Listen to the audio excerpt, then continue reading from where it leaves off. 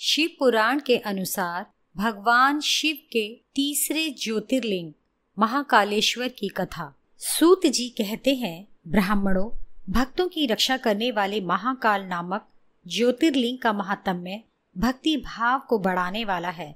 उसे आदर पूर्वक सुनो। उज्जैनी में चंद्रसेन नामक एक महान राजा थे, जो संपूर्ण शास्त्रों के तत्वज्ञ, शिव भक्त और जितेंद्रिय थे। शिव के पार्षदों में प्रधान तथा सर्वलोक वंदित मणिभद्र जी राजा चंद्रसेन के सखा हो गए थे। एक समय उन्होंने राजा पर प्रसन्न होकर उन्हें चिंतामणि नामक महामणि प्रदान की, जो कौस्तुभ मणि तथा सूर्य के समान देदीप्यमान थी। वह देखने, सुनने अथवा ध्यान करने पर भी मनुष्यों को निश्चय ही मंगल प्रदान करती थी। भगवान शिव के आश्रित रहने वाले राजा चंद्रसेन उस चिंतामणि को कंठ में धारण करके जब सिंहासन पर बैठते, तब देवताओं में सूर्य नारायण की भांति उनकी शोभा होती थी। राजा चंद्रसेन के कंठ में चिंतामणि शोभा देती है, यह सुनकर समस्त राजाओं के मन में उस मणि के प्रति लोभ की मात्रा बढ़ गई और वे क्षुब्ध रहने लगे। वे सब राजा चतुरंगणी सेना के साथ आकर युद्ध में चंद्रसेन को जीतने के लिए उद्यत हो गए। वे सब परस्पर मिल गए थे और उसके साथ बहुत से सैनिक थे। उन्होंने आपस में संकेत और सलाह करके आक्रमण किया और उज्जैनी के चारों द्वारों को घेर लिया। अपनी पुरी को संपूर्ण राजाओं द्वारा घिरी हुई देख राजा चंद्रसेन उन्हीं भगवान महाकालेश्वर की शरण में गए और मन को संदेह रहित करके दृढ़ निश्चय के साथ उपवास पूर्वक दिन रात अनन्य भाव से महाकाल की आराधना करने लगे। उन्हीं दिनों उस श्रेष्ठ नगर में कोई ग्वालिन रहती थी, जिसके एकमात्र पुत्र था। वह विधवा थी और उज्जैनी में बहुत दिनों से रह रही थी। वह अपने 5 वर्ष के बालक को लिए हुए महाकाल के मंदिर में गई और उसने राजा चंद्रसेन द्वारा की हुई महाकाल की पूजा का आदर पूर्वक दर्शन किया। राजा के शिव पूजन का वह आश्चर्यमय उत्सव देखकर उसने भगवान को प्रणाम किया और फिर वह अपने निवास स्थान लौट आई। ग्वालिन के उस बालक ने भी वह सारी पूजा देखी थी, अतः घर आने पर उसने कौतूहलवश शिवजी की पूजा करने का विचार किया। एक सुंदर पत्थर लाकर उसे अपने शिविर से थोड़ी ही दूर पर दूसरे शिविर के एकांत स्थान में रख दिया और उसी को शिवलिंग माना। फिर उसने भक्ति पूर्वक कृत्रिम गंध, अलंकार, वस्त्र, धूप, दीप और अक्षत आदि द्रव्य जुटाकर उनके द्वारा पूजन करके मन कल्पित दिव्य नैवेद्य भी अर्पित किया। सुंदर सुंदर पत्तों और फूलों से बारंबार पूजन करके भांति भांति से नृत्य किया और बारंबार भगवान के चरणों में मस्तक झुकाया। इसी समय ग्वालिन ने भगवान शिव में आसक्त चित्त हुए अपने पुत्र को बड़े प्यार से भोजन के लिए बुलाया, परंतु उसका मन तो भगवान शिव की पूजा में लगा हुआ था। अतः जब बारंबार बुलाने पर भी उस बालक को भोजन करने की इच्छा नहीं हुई, तब उसकी माँ स्वयं उसके पास गई और उसे शिव के आगे आंख बंद करके ध्यान लगाए बैठा देख उसका हाथ पकड़कर खींचने लगी। इतने पर भी जब वह ना उठा, तब उसने क्रोध में आकर उसे खूब पीटा। खींचने और मारने पीटने पर भी जब उसका पुत्र नहीं आया, तब उसने वह शिवलिंग उठाकर दूर फेंक दिया और उस पर चढ़ाई हुई सारी पूजा सामग्री नष्ट कर दी। यह देख बालक हाय हाय करके रो उठा। रोष से भरी हुई ग्वालिन अपने बेटे को डांट फटकार कर पुनः घर में चली गई। भगवान शिव की पूजा को माता के द्वारा नष्ट की गई देख वह बालक देव देव महादेव की पुकार करते हुए सहसा मूर्छित होकर गिर पड़ा। उसके नेत्रों से आंसुओं की धारा प्रवाहित होने लगी। 2 घड़ी बाद जब उसे चेत हुआ, तब उसने आंखें खोली। आंख खुलने पर उस बालक ने देखा उसका वही शिविर भगवान शिव के अनुग्रह से तत्काल महाकाल का सुंदर मंदिर बन गया। मणियों के चमकीले खंभे उसकी शोभा बढ़ा रहे थे। वहां की भूमि स्फटिक मणि से जड़ दी गई थी। तपाए हुए सोने के बहुत से विचित्र कलश उस शिवालय को सुशोभित कर रहे थे। उसके विशाल द्वार कपाट और प्रधान द्वार स्वर्णमय दिखाई दे रहे थे। वहां बहुमूल्य नीलमणि तथा हीरे के बने हुए चबूतरे शोभा दे रहे थे। उस शिवालय के मध्य भाग में दया निधान शंकर का रत्नमय लिंग प्रतिष्ठित था।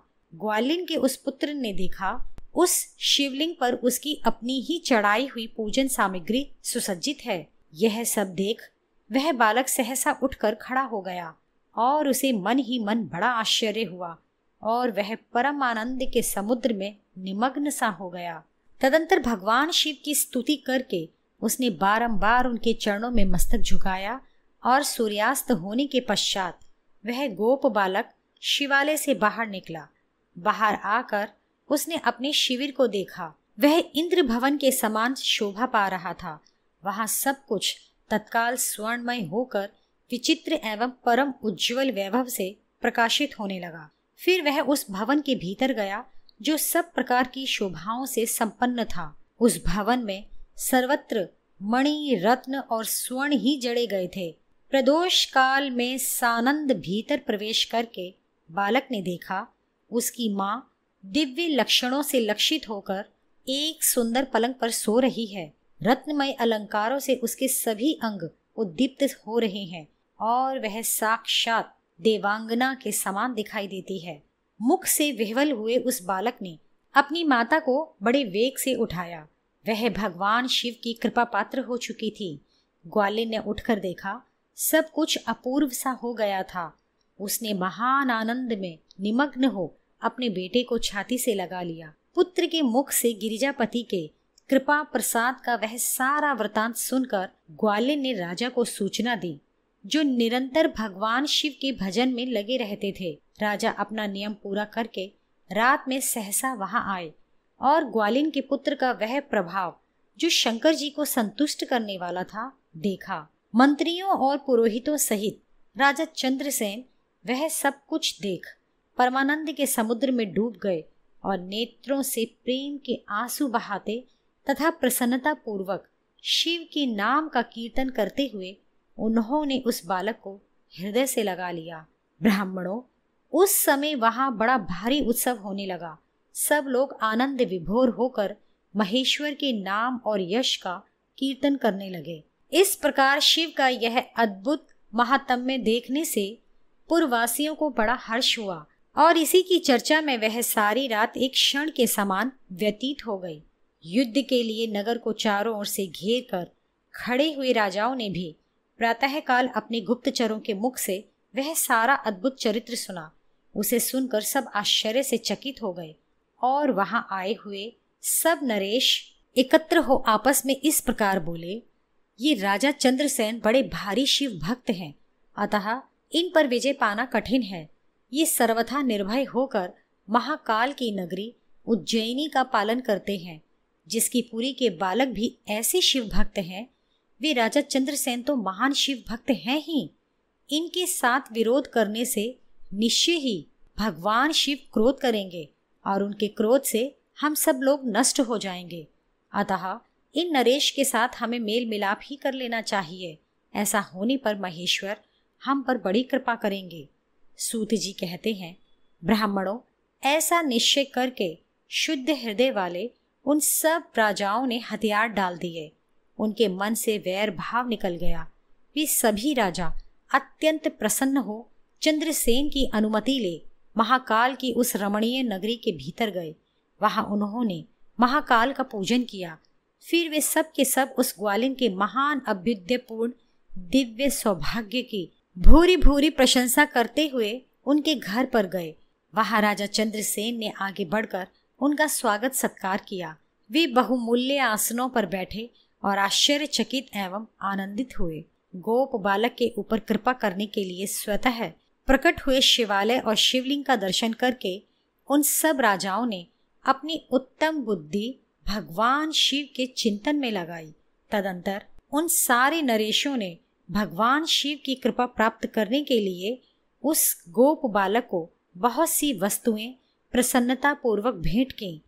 संपूर्ण जनपदों में जो बहुसंख्यक गोप रहते थे, उन सब का राजा उन्होंने उसी बालक को बना दिया। इसी समय समस्त देवताओं से पूजित परम तेजस्वी वानर राज हनुमान जी वहां प्रकट हुए। उनके आते ही सब राजा बड़े वेग से उठकर खड़े हो गए। उन सब ने भक्ति भाव से विनम्र होकर उन्हें मस्तक झुकाया। राजाओं से पूजित हो वानर राज हनुमान जी उन सब के बीच में बैठे और उस गोप बालक को हृदय से लगाकर उन नरेशों की ओर देखते हुए बोले, राजाओं, तुम सब लोग तथा दूसरे देहधारी भी मेरी बात सुने। इससे तुम लोगों का भला होगा। भगवान शिव के सिवा देहधारियों के लिए दूसरी कोई गति नहीं है। यह बड़े सौभाग्य की बात है कि इस गोप बालक ने शिव की पूजा का दर्शन करके उससे प्रेरणा ली और बिना मंत्र के भी शिव का पूजन करके उन्हें पा लिया। गोपवंश की कीर्ति बढ़ाने वाला यह बालक भगवान शंकर का श्रेष्ठ भक्त है। इस लोक में संपूर्ण भोगों का उपभोग करके अंत में यह मोक्ष प्राप्त कर लेगा। इसकी वंश परंपरा के अंतर्गत 8वीं पीढ़ी में महायशस्वी नंद उत्पन्न होंगे, जिनके यहाँ साक्षात भगवान नारायण उनके पुत्र रूप से प्रकट हो श्री कृष्ण नाम से प्रसिद्ध होंगे। आज से यह गोप कुमार इस जगत में श्रीकर के नाम से विशेष ख्याति प्राप्त करेगा। सूत जी कहते हैं, ब्राह्मणों, ऐसा कहकर अंजनी नंदन शिव स्वरूप वानर राज हनुमान जी ने समस्त राजाओं तथा महाराज चंद्रसेन को भी कृपा दृष्टि से देखा।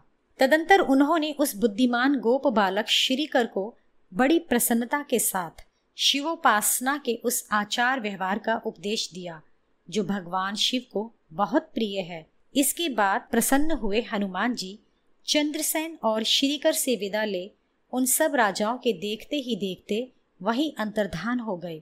वे सब राजा हर्ष में भरकर सम्मानित हो महाराज चंद्रसेन की आज्ञा ले जैसे आए थे वैसे ही लौट गए।